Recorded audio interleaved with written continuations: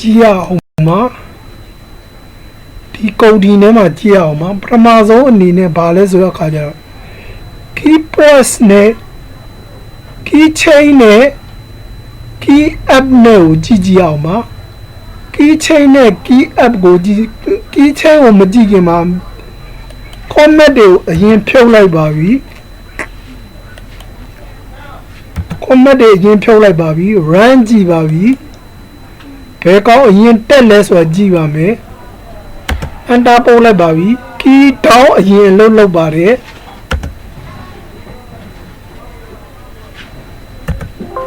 key down အရင်လုပ်ပါတယ်အဲ့ဒါပြီးမှ key up ပါ key down ဆိုတာ key ကိုအောက်ကိုချရင် app ဆိုတာအပေါ်ပြန်တင်ရင်လို့ပြောတာပါ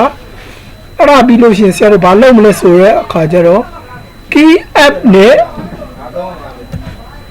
key up နဲ့ key down ကိုအရင်ဝါဖြစ်ပါပြီအဲ့ဒါပြီးလို့ရှိရင် key chain နဲ့ key press ကိုလုပ်ကြည့်အောင်ပါ enter ပို့လိုက်ပါပြီ key press ပါ key press ပါ enter ပို့လိုက်ပါပြီ key chain မှာ key ပြောင်းတော့လို့ရှိရင် chain ရအလုပ်လုပ်တယ် key press က key ကိုဖိရင်အလုပ်လုပ်တယ်အဲ့ဒါလေးသိ